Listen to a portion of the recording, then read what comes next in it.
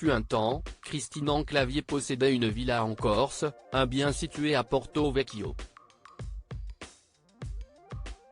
Le célèbre acteur français, à retrouver prochainement dans la comédie Cocorico, l'a vendue en 2012, réalisant une plus-value de 4,1 millions d'euros. Point de départ de sa guerre judiciaire contre le fisc français. Christian Clavier a coulé des jours heureux en Corse, enfin pas toujours heureux. Propriétaire d'une villa située dans la magnifique région de Porto Vecchio et plus précisément dans le lotissement privé Punta d'Oro, le célèbre acteur de 71 ans s'est parfois frotté aux nationalistes corses qui ne voyaient pas d'un très bon œil l'installation de la star des visiteurs et qu'est-ce ce qu'on a fait au bon Dieu sur leur île. La villa corse de Christian Clavier, symbole de la lutte nationaliste. En août 2008, Christian Clavier a connu quelques désagréments lorsque des nationalistes ont débarqué subitement dans son jardin. Mais cela ne s'était pas arrêté là. Quelques semaines plus tard, l'acteur avait reçu une lettre de menace. Pendant des mois, la villa et ses abords avaient été surveillés par des gendarmes, qui continuaient toujours à y effectuer des rondes régulières. En novembre de la même année, 10 nationalistes corses ont été condamnés à 500 € d'amende par le tribunal correctionnel d'Ajaccio pour avoir occupé le jardin de la villa de Christian Clavier alors que le parquet avait requis 2 000 € d'amende contre les militants, qui encouraient 1 an de prison et 15 000 € d'amende pour violation de domicile. Échaudé par tous ses ennuis et ses menaces, la star du film L'Enquête corse décide de mettre en vente sa villa en 2010 et confie celle-ci à l'agence immobilière du Golfe pour un prix inconnu, mais dont les estimations varient autour de 10 millions d'euros. La villa est décrite comme un bien exceptionnel. 100 mètres carrés habitables, les pieds dans l'eau, vue mer, avançait à l'époque Europe 1 en reprenant l'offre. C'est finalement 8,5 millions d'euros que Christian Clavier obtient de la vente de sa maison, faisant alors une plus-value de 4,1 millions d'euros, avance aujourd'hui l'Informé. Sont liés à cette vente très bien opérée l'acquittement de l'impôt sur les plus-values des résidences secondaires, selon les calculs de l'Informé 1,3 million d'euros environ, en fonction de l'année d'achat, mais aussi la contribution exceptionnelle sur les hauts revenus à laquelle Christian Clavier est assujetti.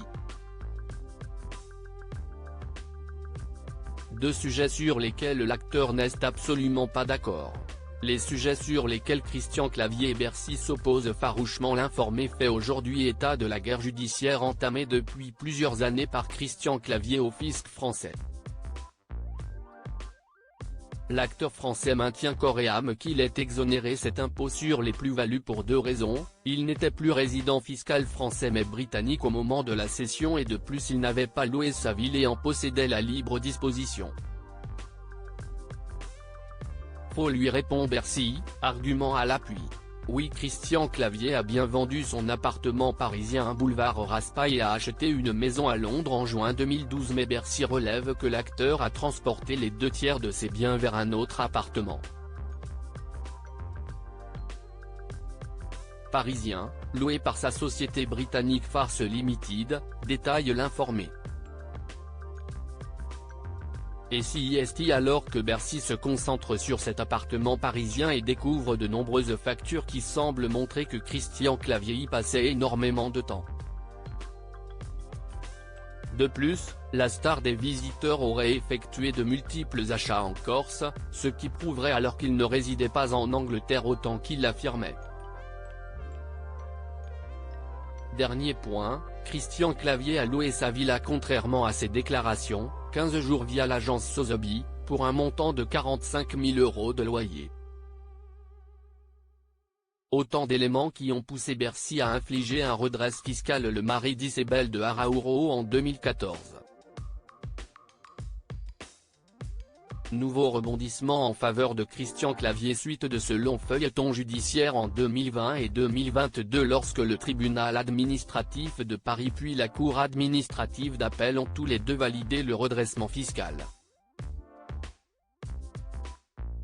sauf que le Conseil d'État vient en partie de donner raison à Christian Clavier. L'Informé révèle en effet dans son enquête que le point de la libre disposition du logement est remis en question. La rapporteure publique a notamment estimé que lorsque la mise en location demeure négligeable, il paraît possible d'en faire abstraction, et il semble que l'exonération ne devrait pas être compromise. La plus haute juridiction administrative a même condamné l'État à verser 2 000 € à Clavier en réparation de cette erreur de droit, apprend Théon.